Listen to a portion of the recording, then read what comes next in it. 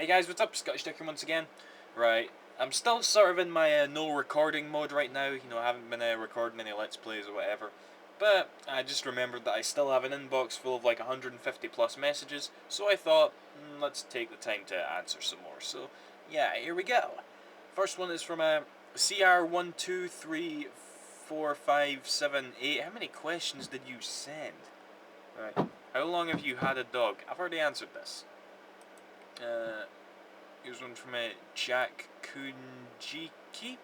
So I watched your video in which you brackets very skillfully. That's my sister banging on the wall. Megan, it's half 8! Weesht! Anyway, so I just watched your video, drove your car and vlogged. You mentioned you've never played a Dragon Quest game before, but you've now bought it on the DS.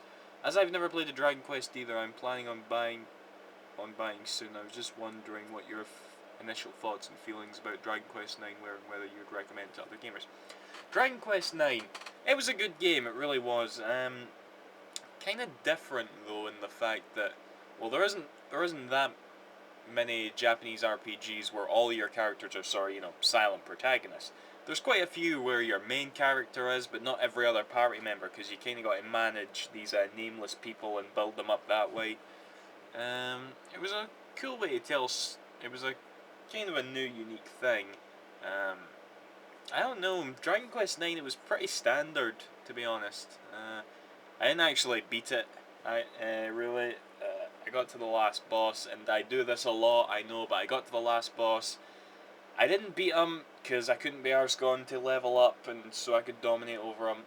And one thing I hated, by the way, seriously, one thing that really did break that game for me was reviving your characters, because I think like the spells you can use, the item to revive your character is really rare. I actually did look up on GameFAQs, it was extremely rare. You can only find it in like one place predominantly, and the spells you would use, they only worked half the time. And during the last boss, I'd try to cast a revive spell on one of my party members like 5 times in a row, and he wouldn't get up.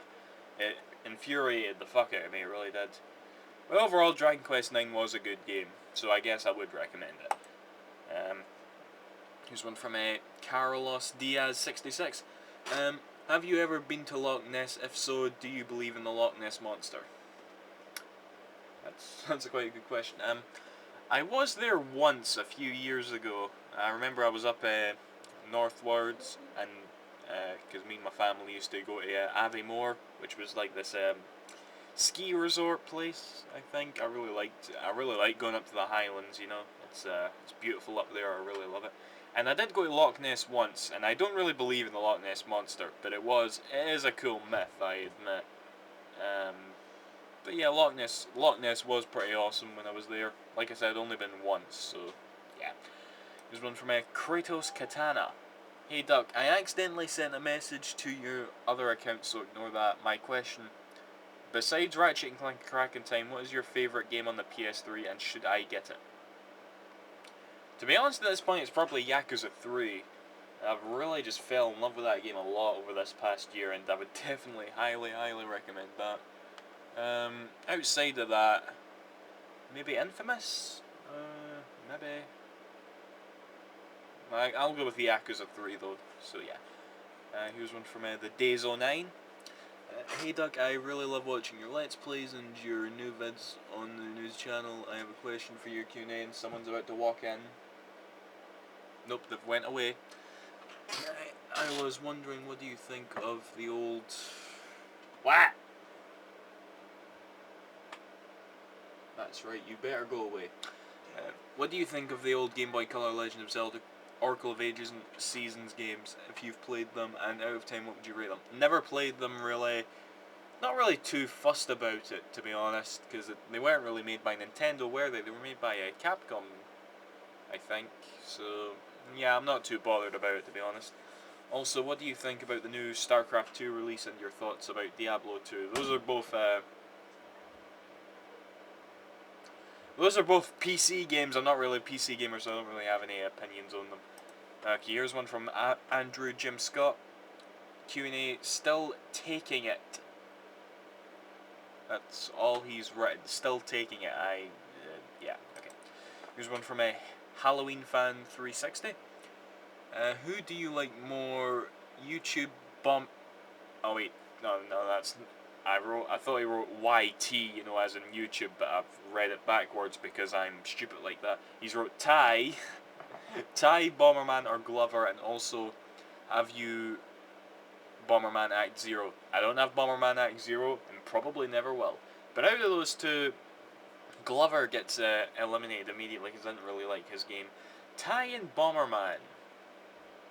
Probably Bomberman, actually. I do like Ty 1, just Ty 1, really. But Bomberman, his games, yeah, I'd definitely go for Bomberman. Here's one from the James Ska.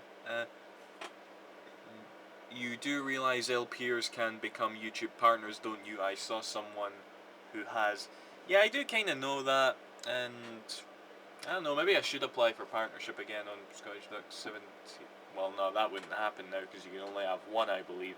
But whatever, I'm not alright with this account being a partner. I'm still really thankful for that. I got it. So I'm not too fussed. But anyway, here's one from a Dominic Wild. What has been the biggest problem in a game, i.e., no pause menu or sometimes long along those lines? Say one from the 8-bit era, the current generation, and the previous generation. I forgot the name of it, so this is probably going to sound stupid. Only a little bit. Now, the biggest problem... Okay, I can only be arsed to answer the problem with this current generation. And the problem with this generation is... I'm tempted to just say Call of Duty games. No, seriously. Alright, I used to respect Call of Duty because they were bringing, I think I even said in my last Q&A that Call of Duty was bringing more people into the gaming media, so to speak, because it was tapping an untapped audience and whatnot. But I've kind of come to realise that even its insane popularity is drowning out everything else. I mean, look at Enslaved and Vanquished, two of the best games this year. They've both sold utter and complete shit. I wonder what everybody is spending their money on besides those games. So, yeah, I don't know. A lot of you probably don't like that answer, but I'm gonna just say Call of Duty. Sorry. Anyway, here's one from Leon S. Kennedy 828. 2 questions. What do you think of the 1981 Disney animated movie The Fox and the Hound? That's your all-time favourite film, I think you've said. Never watched it. Next question. The Lion King is your favourite Disney movie, but did you have any problems with it? Problems with The Lion King? Not really. It was just the film of my childhood, really. Me and my brother, we'd always watch the video over and over again. As far as problems go, literally trying to think now, actually.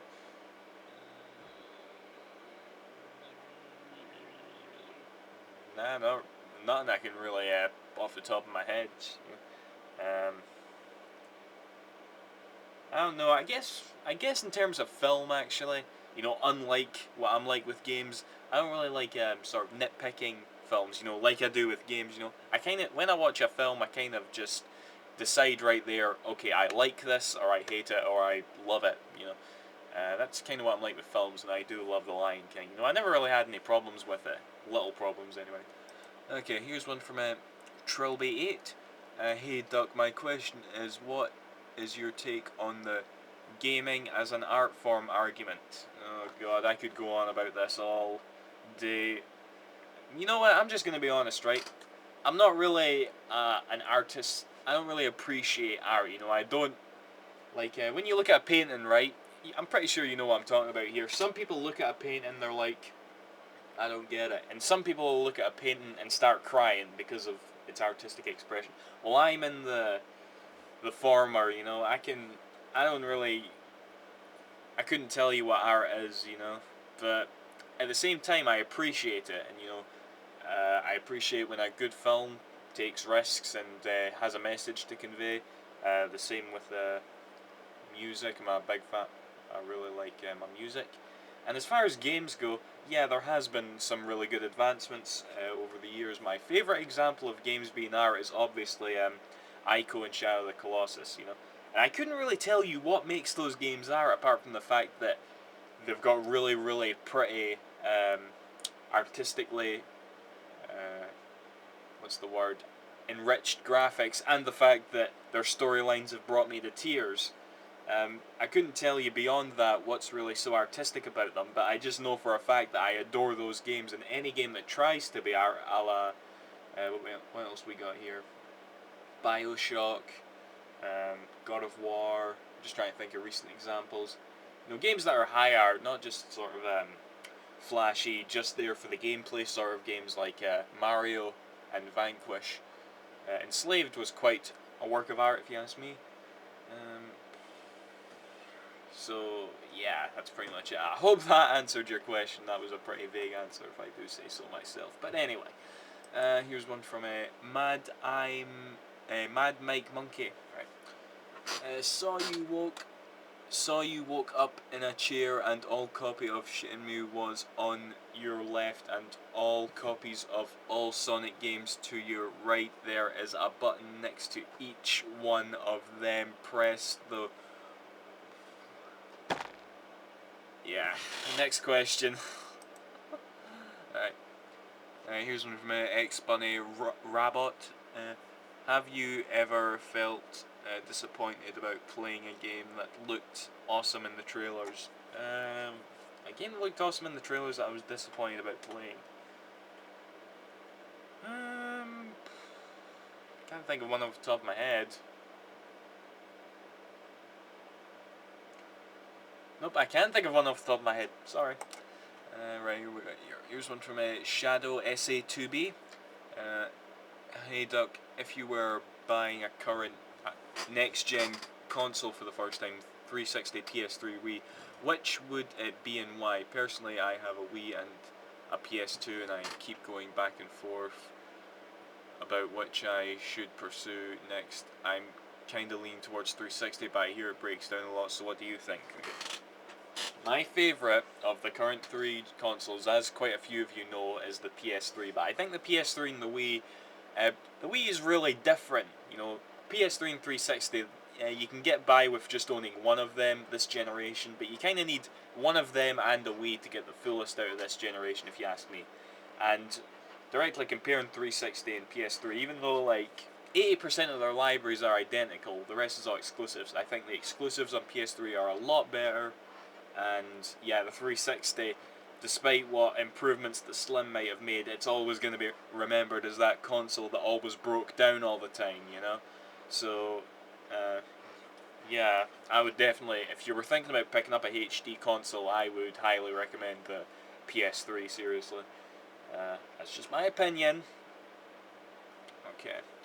I hope that answers your question anyway. Here's one from Bikerman572. Hi Duck, I love your videos and I just want to know what your favourite action game is. Okay. My favourite action game. Ratchet and Clank? Ratchet and Clank. Yeah, well that's a platformer. And I don't know, the term action's pretty vague amongst the video game genre because any game in any genre can have a lot of action. And Ratchet and Clank has a lot of action, so I'll just go with that, fuck it. Right, here's one from Air Walkers. Okay, what's your opinion on the Wii game Fragile Dreams? That's if you played it. Okay, this is a good question because I really like to talk about this game. We were actually just talking about art in games, weren't we, actually? Fragile Dreams is a shining example of art, okay? It really gets you emotionally involved and you get attached to the characters, and the game just looks fucking... It's just beautiful, it really is. Despite being on the Wii, it's pure eye candy. I loved it. I really liked playing that game. But, sadly, the game plays, like, really, really bad. The combat is terrible, and, yeah, moving about with your flashlight can be awkward. But I don't know, I just kind of saw past all that and experienced all the good, because, you know, like I said, music was really good. graphics, the story, the art. It was just, yeah, it's a really good example of high art. But a lot of people could argue that because it doesn't really deliver on the gameplay, that it's not really worth talking about. Because a game above all should be fun to play before it tries to before it tries to be artsy, if you will. And Fragile Dreams doesn't really do that. But despite it, I really did enjoy that game a lot, and I regret not picking it up sooner. And I recommend for anyone that's interested to definitely try it out. It's something everybody should at least play. And don't let the bad gameplay put you off in the first 10 minutes, alright? Try and get into it, and maybe you'll get into the story and the world as it is, the same way I did. Right. Okay, here's one from Jack2Star. If you want to get retro games at cheap prices, then you should try to find a play and trade nearby. They sell both modern and retro games at unbeatable prices. I've bought a shitload of games there. I think I've talked about the shop I go to in Glasgow a couple times in these videos. They do old games, mostly new games, but they do have a retro section, and it's an independent store. I try to shop there as often as I can, to be honest. Here's one from Buzz Starkiller 101. What game developer do you think is most constantly in making really good games every time? Right, I would have to say it would be a sort of a developer, not a corporation / publisher like Capcom, Sega, Konami, Sony, Nintendo, because they'll always have they release so many games every year that they'll obviously have their offs every once in a while. So it would have to be sort of a small company, or maybe even a small part of a bigger company. Developer consistently makes good games. Trying to think a good example, in terms of what I really like.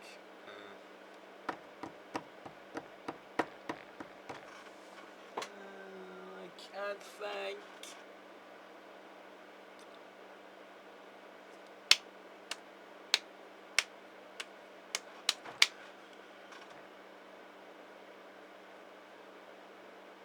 I don't know, you've got me. I could say a lot of things right now, like Naughty Dog, they always come out with good, well, Uncharted 1 was a bit on the fence with me, but Uncharted 2 was fucking amazing. I don't know, I can't answer it, I'm sorry. Like I said, I'm really bad at answering good questions. Right, here's one from Supreme Mike 12321. Well, Super Mike, not Supreme Mike. Sorry to ask another 2 questions, but what Sonic game in your opinion is the best, and have you played Okami? I have played Okami, I'm sure a lot of you know that by now. And my favourite Sonic game was Sonic 3 and Knuckles, it's just my favourite. Right, last question of the day, the Drunken Monkey Inc. Oh god, this is really long. Hey Duck, try out cash generators in Wishaw Main Street if you're ever down there. All their PS2 games are half price. This is basically just a recommendation to go see a shop that I'm not entirely sure where it is, but anyway. Right, that's that, guys. How long did this one go on for? Just under 20 minutes. Not bad, not bad. Okay. See you after, guys. Thank you for watching. Bye-bye.